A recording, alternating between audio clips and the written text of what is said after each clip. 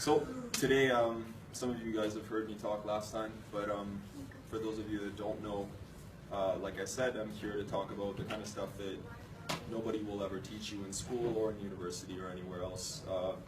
Just because of a lot of different things, really. It has nothing to do with your teacher or with the principal or with anyone in this education system, really. It's a lot of people that are a lot higher up in the ranking system and the hierarchy of society that make a lot of decisions as to what so-called children and teenagers should learn and shouldn't learn. Donc, c'est ça. Mon nom, c'est Anton Yorga. Je suis ici pour vous parler aujourd'hui de choses dont la plupart des gens ne parlent pas. Parce qu'il y a des raisons très spécifiques pour ça, parce qu'on vit dans une société qui est structurée autour de certaines choses. So we live in a society that's structured around certain principles for the benefit of certain people. And I'm sure you've seen that, you know, on a daily basis. You see stuff on the media about the government, you see things about corruption, about wars, about oil, about drugs, all kinds of different things. I'm sure you've heard about different situations like that. But a lot of people don't really tie those things together and kind of explain to you why things are the way they are. Like, for example, a lot of people think that Canada and the US are democracies, right? And that's what they say. They call themselves liberal democracies, where everybody has the power to, you know, make a decision, to vote, to change things, to elect government officials. But really what we live in is, in a certain sense, is a white supremacy and a heteropatriarchy that is based on profit. It's an oligarchy, and it's also a plutocracy, which means basically it's a system that's built on oil and on money. So that's why a lot of what happens in the US, for example, when they go around saying that they're going to create a democracy in the Middle East or something, but really what they're doing there is they're going to kill people in order to steal resources from the country and then spend more money from companies that they own to rebuild the country and turn it into a democracy that they call a democracy, but really that's just another dictatorial system where they put somebody in power that supports what they're doing, gives them money. They get rich from that. The people in the country get abused and exploited just like any other situation. And it continues on like that. And the truth is, the US is really broke right now. They're on the verge of a Great Depression, just like in the 1930s. But the only way that they're avoiding that is by going to war and by stealing resources from other countries all across the planet. And that's how they make their money. They make money from weapons, from selling weapons to the countries that are fighting each other on both sides of it, so they make money even more. They create conflicts, they sponsor both sides of the conflict, and then they get richer from that. And they don't really care who dies in the process. Donc c'est ça, il y a beaucoup de gens qui comprennent pas que la société dans laquelle on vit est contrôlée par des gens qui veulent vraiment juste s'enrichir. C'est des gens qui sont prêts à tout, justement, pour faire un peu plus d'argent, qui sont prêts à ruiner la vie des gens, à tuer des millions de civils, puis vraiment n'ont aucune morale, aucune éthique. And in the end, what it really comes down to, some people will say governments are corrupt, you know, corporations are corrupt, a lot of those big companies, they control things. I'm sure you might have heard about sweatshop labor. Pretty much all of us have sweatshop stuff, right? If you look on your t-shirt or on your pants, it'll say made in China or made in Taiwan or made in Ecuador. All of those places, those people are not getting paid enough money, they're living in really bad conditions, they're being exploited, abused, sometimes they die in the process of creating these things because of the horrible conditions that they're in. And that's why we live in all of these great things, so-called great things that we have in this society, because they're built off the exploitation and the destruction of other people, of other countries. And we make that legitimate by claiming that those people are inferior, like, for example, Islamophobia. Like, you know, when people are saying, oh, Muslims are a bunch of terrorists and warmongers and they're not as important as Americans, we can go kill them and we'll just make a better world. Or they do that with a bunch of other people. They did it with slavery, with African people, with Latinos. And that's another thing I was talking about last time. So someone like Christopher Columbus, for example, in school, I'm sure a lot of you have learned that, you know, he's an explorer, he discovered this country, he's a great person. But then later on in university, what you learn is that, no, really, he was a genocidal dictator, he's a maniac like Hitler, or like a bunch of other people who just killed a bunch of people, enslaved people, tortured and did all kinds of horrible things to the people that were there and just tried to get rich and famous in the process. And all of that is known now. It's not even like what I'm talking to you about is not even something that people debate anymore, but they don't teach it in school because they don't want to teach you the truth that young, because then you'd realize that everything they've said to us essentially is a lie. So, tout ce qu'ils nous ont dit dans notre vie, par exemple à propos de Christophe Colomb, qui est un découvreur, un explorateur, c'est vraiment des mensonges, c'est des menteries que les gens racontent pour nous empêcher de voir la réalité du système dans lequel on vit, puis des gens qui le contrôlent. But in the end, like I said, it's not even the corporations or the governments or everything like that. The people who control everything and the people who control the money, which is the world banks, like the IMF, the International Monetary Fund, the World Bank, and I forget, there's basically 4 giant banks on the planet that control almost everything. And then there's another organization that controls all of those world banks as well, that's in Switzerland. So, and they don't have any money either. Money is a fictional concept, so they're all broke too. What they do is they print money that they don't have. They don't have the resources to back up that money, but they print money and they lend it out to people. But really what they're doing is just lending out pieces of paper. They don't have any value. And they keep doing that, so basically they're counterfeiters. They're criminals that are being legislated, that are being allowed to do what they do by the governments, by everyone else who knows what they're doing, but they have so much power and influence that, you know, people just kind of turn a blind eye on that. So, yeah, I would suggest any of the stuff that I talk about today, take it however you want to take it, but I would say go do some research, go search for yourself, look at some of those terms, look up some of what I've talked about, and see what you can find, because that's the cool thing about the society and the age that we live in, is that with access to information through the internet, through all kinds of different sources, we're not as restricted in our knowledge as we used to be. So à cause de l'Internet, à cause de différentes sources de savoir, on n'est pas aussi restreint dans ce qu'on a comme accès à l'information maintenant qu'on l'était dans le temps. So maybe in the 1950s, you know, somebody told you something and you tried to research about it, you know, all you could do is really go to the library or talk to a professor or talk to someone. You didn't really have access to the wealth of information that we have like on the internet. And what's interesting about the internet is it's constantly expanding every single day. And so in that sense, the internet is infinite in a certain sense. It's kind of like the tree of knowledge of good and evil. So there's some good stuff, there's some bad stuff, but really there's like, you know, a lot of the knowledge of human history is available on there for you to search through. It's just a matter of like what you can access and what you can remember. So really good tool, just be careful what you're searching through, be critical, just like anything else. Be critical of what people tell you, what you learn, including what I'm saying right now. Do your research for yourself, think for yourself, don't let anyone else, whether it's a religion or a professor or you know, a figure of authority, a parent, don't let anyone force you into thinking something just because they believe that's the truth. Make sure that you think for yourself about that too, and I'm sure you all have a lot of opinions on it. Alors, moi ce que je fais dans la vie, il y a certains d'entre vous qui le savent déjà, je vous ai expliqué un peu, je suis un professeur à l'université, puis je suis aussi un activiste, je suis un artiste de hip-hop, je suis un traducteur, je suis un mentor. So I've mentioned that a little bit to some of you last time, but what I do for a living is I teach at university. I'm also doing my PhD and my postdoctorate at university. I'm doing my PhD on activist diasporic spoken word poetry and hip-hop and the rebirth of storytelling. And I'm also working on world wisdom literature for my postdoctoral thesis right now. So just like all the different sacred scriptures from across the planet, different religious traditions and all that, I'm kind of analyzing that and looking what's in there and what needs to change, what's really good, what we can learn from. And I also do a lot of other stuff. I'm a spoken word poet, I'm an activist, so basically, and a lot of people misunderstand what activism is. You know, they think that to be an activist, you've got to go to, you know, I don't know, like protest at some place or something like that, or, you know, you got to run up and be a rebel against the government and, you know, like stand up against everything and just be this, like, you know, constantly going to all these different anti-conformist, anti-social meetings and gatherings, but that's not, I mean, the root of activism is really on a daily basis what you do to make society a better place, to, you know, it starts with helping out your friends, helping out every levels of existence, really. Like, I mean, activism to me, you could go to a pool and start swimming and see a wasp that's drowning in the pool, pick it up, go put it in the grass. To me, that's activism.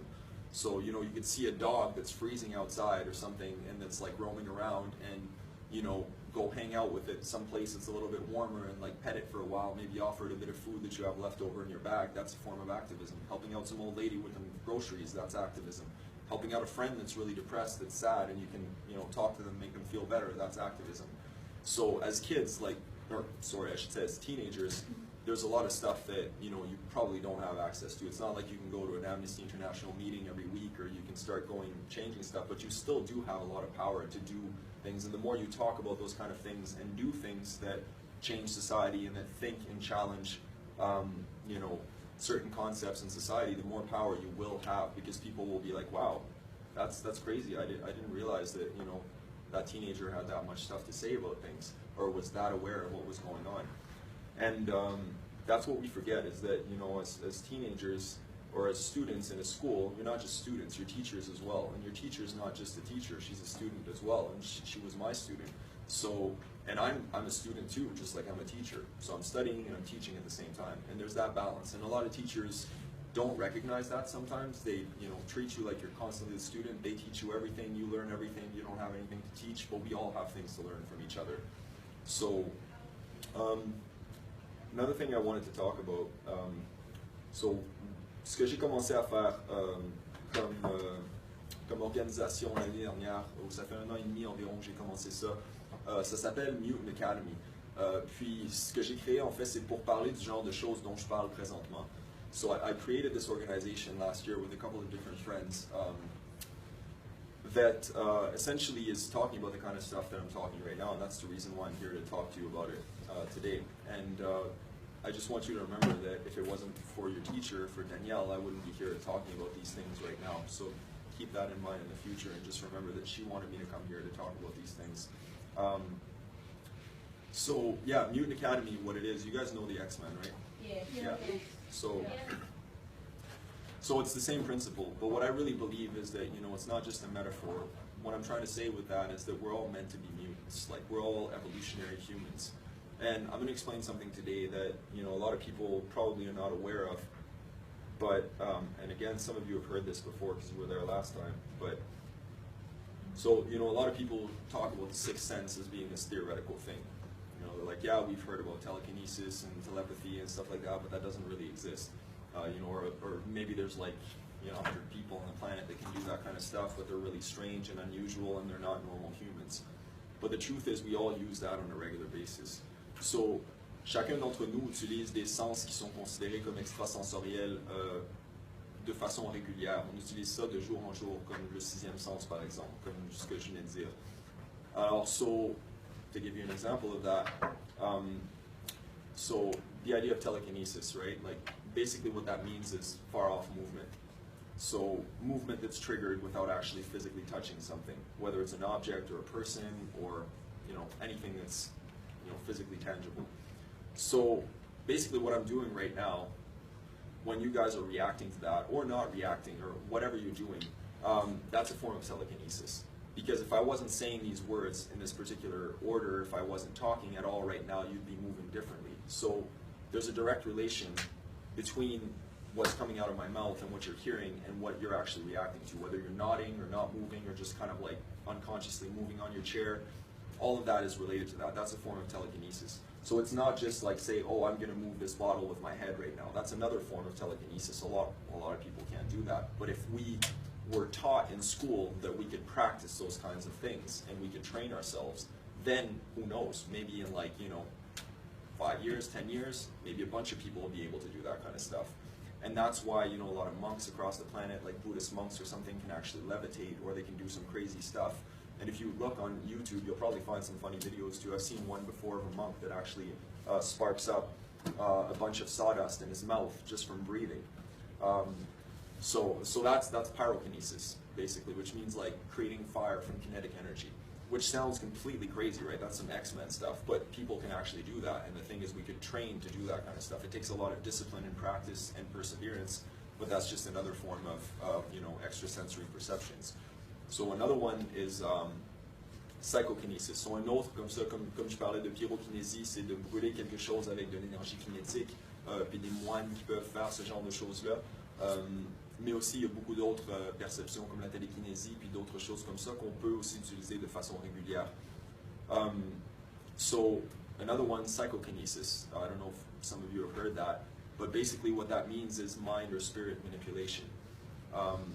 And that's something that the government and the media and advertising uses on a regular basis. And they've got experiments, there's documents about that of the CIA doing experiments in the 1950s called MK-Ultra, where they did those kind of experiments on people knowing that they were using mind control. And that's the product of what we have now in television and advertising and a lot. So they know they're influencing your consciousness with what they're putting on there. And they're using certain colors, certain symbols, certain emotional triggers that they can do to make you purchase products, to make you believe in something. Politicians do that on a regular basis. Hollywood does that, and a lot of people use that. Again, like we use that on a regular basis. And it doesn't necessarily need to be a bad thing. Sometimes that could be good, right? Because if somebody, the opposite of that, what I like to think I do rather than consider myself a rapper or a hip hop artist, I like to think that I'm a neurological hacker or a neurolinguistic hacker. And what that basically means is that just like hackers, like Anonymous or something like that, will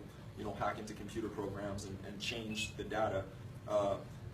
In a society that's permeated with mind control, in a society where government, mind control is everywhere, what I'm trying to do is deprogram that mind control and try to explain the tools that they're using against you to make you believe that those tools don't exist.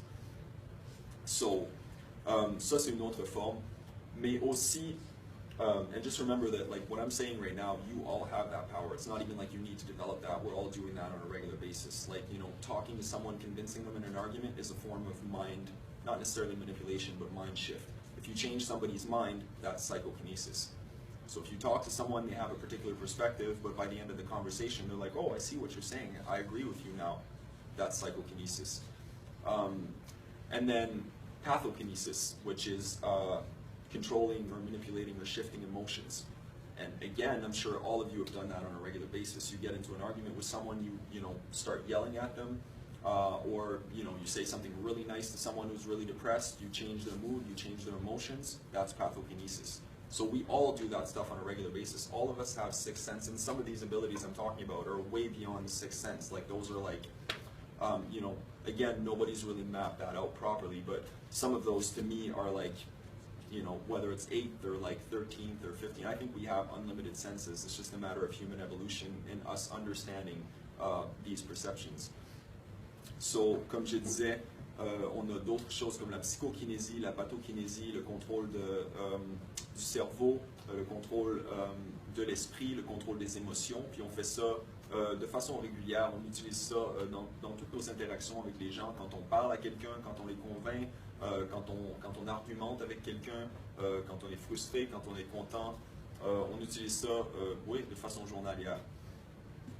So, beyond that, like I said when I was talking about that, another reason why I created Mutant Academy was to help out, to help gain awareness about people like me. Like, I'm considered by the Western medical system to be schizophrenic and bipolar and ADHD and SAD and I'm sure they would say I'm PTSD and a bunch of other stuff too. But that's just like half of the coin. That's just like Western medical science's way of limiting certain people that have accelerated brain capacity. So instead of telling them, you can learn to be more productive, more efficient, and you can channel that energy in certain creative ways where you can become more productive than a normal human being or be like a mutant, what they're telling you instead is, oh, you need to take these drugs and they're going to make you better. But what those are doing is blocking receptors in your brain. Instead of solving the problem, it's just slowing you down to a level, like a really basic level of functioning, so that you're not a mutant anymore. And it's the same thing as that, the movie X-Men The Last Stand, where they talk about curing mutants and they give them this pill to make them normal again. That's what the pharmaceutical industry really is. And what it is a giant business. And it's not that all pharmaceuticals are bad, because there's a purpose for all medications. But the thing is, they overprescribe them, they pay doctors to sponsor certain kinds of medications, and I really don't believe that any kid should be given, or any teenager should be given Ritalin or some other stuff to solve something, when you think that that's actually, like, I don't know if many of you knew this, but medically speaking, Ritalin is very similar to speed or coke, which are street drugs. So in the long term, that could be very dangerous for your health. So I think, and I'm not telling anyone if you're on any prescriptions or anything like that, I'm not saying stop taking them right now, because it's really difficult like anything else. You know, you have to be able to progressively find other ways to better yourself. You can't just quit something cold turkey and just try to jump onto something else. You might get worse if you do that. But I would say go talk to different doctors if you are in that situation, and you know, try to find a way where you can add something natural to that, where you can take care of yourself by, you know, working out, by doing exercise, by taking vitamins, by eating healthier, so that you're actually making yourself better, and eventually maybe you can cut off completely and stop using that. Because medications can be fine temporarily, they can be a temporary remedy, but none of those should be a permanent lifetime thing, and nobody should ever tell you that you're mentally ill and you're never going to be cured and you're never going to be normal. Because yeah, that's a lie. What that really means, and I think we're all like that, we all have that heightened mental capacity. Miss Kaz, call 0. Is that we all have those abilities to have a higher brain functioning. It's all just a matter of, you know, the kind of food you eat, the kind of exercise that you do, the way that you balance your life in general, the things that you read. Reading is extremely important, but I would say make sure you know what you're reading, make sure you know what you're researching and the information you're putting inside of you. And even food is information, really. So that's one of the reasons why if you eat bad food, like fast food or a bunch of, you know, really sugary, bad crap that's been processed, it's not going to give you the kind of information that's going to help you get, you know, become healthy, become a better person, become more aware. So j'aimerais ça vous faire un rap aujourd'hui qui est... il y a un peu de français dedans, il est en anglais aussi. L'autre rap que j'avais écrit la dernière fois est sur mon téléphone, puis comme Obi est en train de m'enregistrer présentement, je ne peux pas vous le faire. Mais c'est ça, comme je vous disais, c'est très important de faire attention à ce qu'on mange, de faire attention à ce qu'on fait, aux activités physiques, aux activités mentales aussi, de lire, c'est extrêmement primordial, c'est très important. Puis faites attention à l'information que vous utilisez, que vous acceptez. C'est bon de critiquer puis d'être sceptique de tout ce qu'on peut. Alors, yeah, I'm gonna do this track for you guys that has a bit of French in it. It's mostly in English. The other one that I was gonna do originally is on the phone that Obi is recording me on right now, so I can't recite it. But I'll do another piece for you guys, which is related to what I just talked about. It's called Chemically Imbalanced Mutants.